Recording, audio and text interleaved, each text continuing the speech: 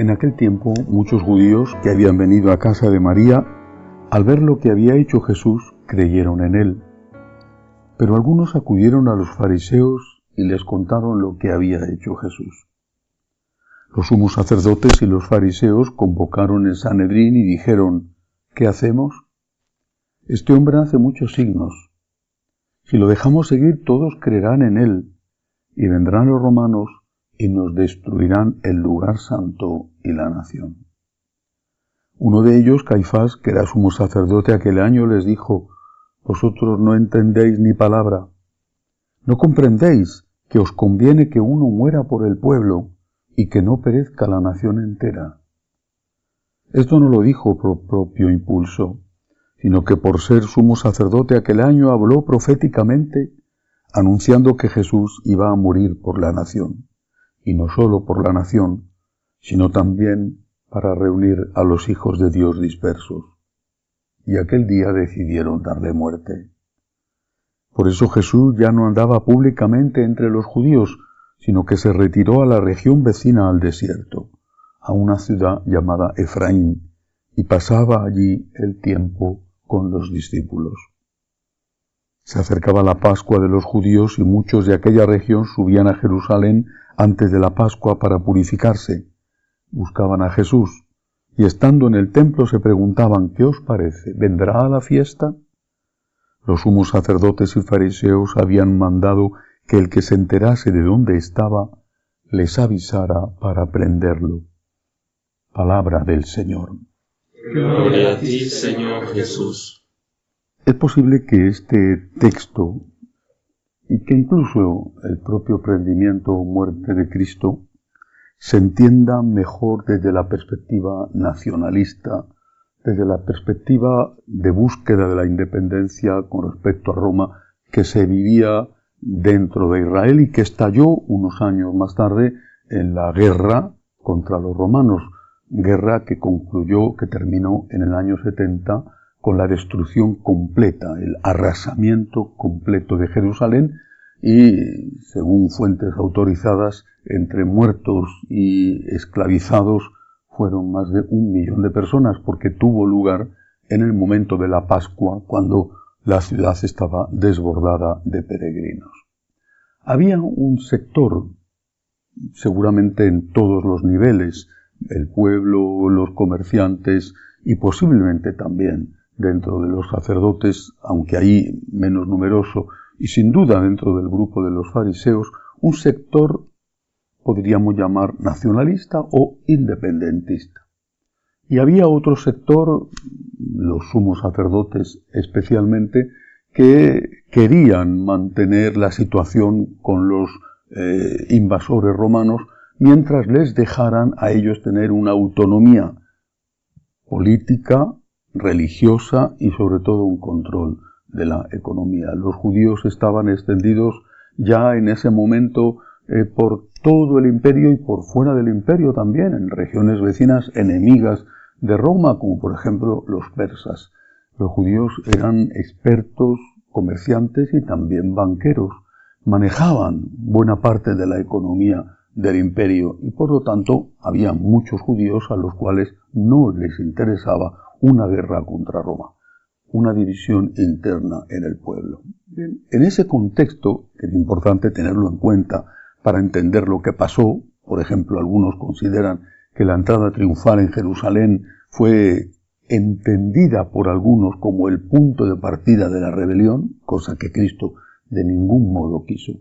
En ese contexto es donde se va a producir la decepción de unos con Jesús y por otro lado el temor de los otros hacia Jesús. Decepción porque Jesús no era un político, porque Jesús no había venido para levantar ninguna bandera nacionalista, porque Jesús no era en absoluto y de ninguna manera un revolucionario. Jesús no era alguien que predicaba la violencia bajo ningún concepto y por ningún motivo. Esto fue una decepción para muchos. Repito, algunos consideran que la entrada en Jerusalén fue organizada y después se sumó el pueblo, naturalmente, pero fue organizada por ese grupo nacionalista para a partir de ahí poner a Jesús en el fondo como un títere, a un Jesús manipulado por ellos para emprender la mecha de la revolución contra los romanos. Pero los otros tenían miedo a que eso pudiera ocurrir, a que de verdad Cristo fuera diferente a ese hombre manso, tranquilo, pacífico, que hablaba de poner la otra mejilla, que hablaba de perdonar y amar al enemigo, y que en el fondo fuera un revolucionario camuflado. En ese contexto es donde se produce este diálogo dentro del Sanedrín, dentro del grupo de los sacerdotes, especialmente aquellos que tenían más influencia. Voy a volver a leer el texto. ¿Qué hacemos?, se preguntan. Este hombre hace muchos signos, hace muchos milagros. Esto debería haber sido suficiente para reconocer en él la mano de Dios y por lo tanto para reconocer en él al Mesías. Pero añaden, si lo dejamos seguir, todos creerán en él. No están diciendo todos creerán en él y perderemos nuestro poder. Todos creerán en él y el templo ya será sustituido por la nueva religión. No, dicen todos creerán en él y vendrán los romanos y nos destruirán el lugar santo y la nación. No se están planteando si Jesús, a pesar de los milagros, era el enviado que ellos mismos estaban esperando, el Mesías tan esperado y tan soñado. No se están preguntando eso, se están preguntando si las consecuencias pueden ser negativas para lo que diríamos, usando un término que no es de nuestra lengua, el statu quo, es decir, si las consecuencias podrían ser negativas para esa relación a que habían llegado ellos, los sumos sacerdotes, con los romanos, por lo cual se repartían de alguna manera el poder en Israel. Tenían miedo a perder su estatus, tenían miedo a que Jesús les pudiera perjudicar y no era eso en absoluto lo que buscaba el Señor. Quería purificar el templo, no destruirlo. Pero Jesús era inocente y eso no les importaba. Jesús era alguien que no tenía nada que ver con los planes revolucionarios de derramamiento de sangre, pero no les importaba. Ni les importaba a los que querían utilizarle para eso, ni les importaba a los que tenían que haber investigado más para darse cuenta de que no era así. Simplemente tenían miedo a perder su situación. Es la razón de Estado. No se busca al inocente. No se busca salvar al que no es culpable. Se busca acabar con el que tenga que ser eliminado con tal de que no resulte perjudicado un interés que se supone que es superior y que en realidad no es más que el egoísmo. Jesucristo fue víctima de ese interés, de esa razón de Estado, y eso vale para siempre, no solamente para aquella época, y también hoy hay que planteárselo. Si en realidad somos cómplices de condenar a inocentes porque conviene para evitar otras cosas, aunque a cambio personas que no tienen culpa tengan que padecer las consecuencias de algo que no han hecho.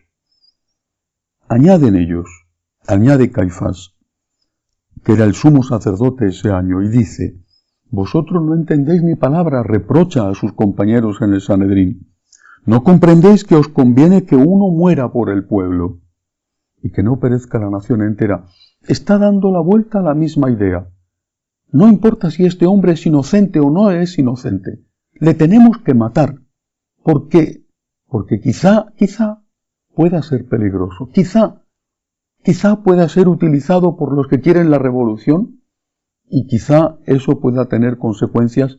De hecho, insisto, unos cuantos años más tarde así sucedió.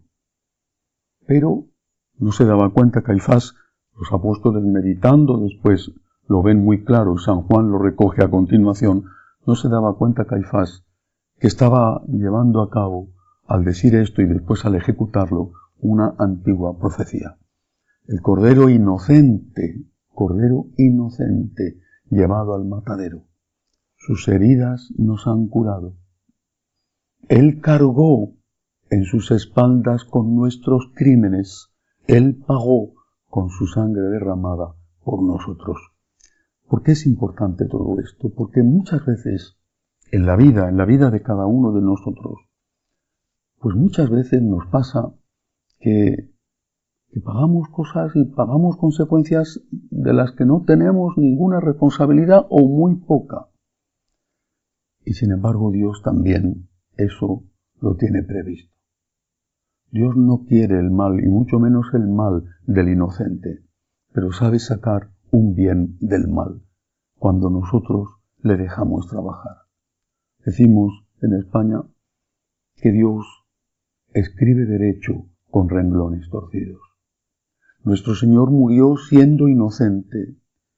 Aquellos le mataron, unos colaboraron a su muerte no defendiéndole cuando Pilato intentó salvarle, porque estaban decepcionados dado que no era el caudillo revolucionario que esperaban. Los otros le mataron porque tenían miedo a que sí lo fuera. Jesús era inocente. Murió sin tener culpa y sin embargo sus heridas nos salvaron. De aquella confabulación, de aquel contubernio que organizaron para acabar con el inocente, sin importarle si lo era o no, de aquello se obtuvo el mayor de los bienes. Cristo es nuestro Salvador. Y nos salvó muriendo en la cruz. Sus heridas nos curaron. Aprovechemos esto para confiar en Dios. Y también cuando sentimos que nos han interpretado mal o que nos están tratando sin la debida justicia, y nunca seremos tan inocentes como lo fue Jesucristo, pidámosle a Dios que de ese mal salga un bien para nosotros mismos, que sirva para expiar nuestros pecados y para purificarnos, y un bien para los nuestros, uniendo nuestra sangre inocente o nuestras lágrimas inocentes a la sangre y a las lágrimas de Cristo, que sirvan, que vengan en las manos de Dios para el bien de aquellos a los que queremos.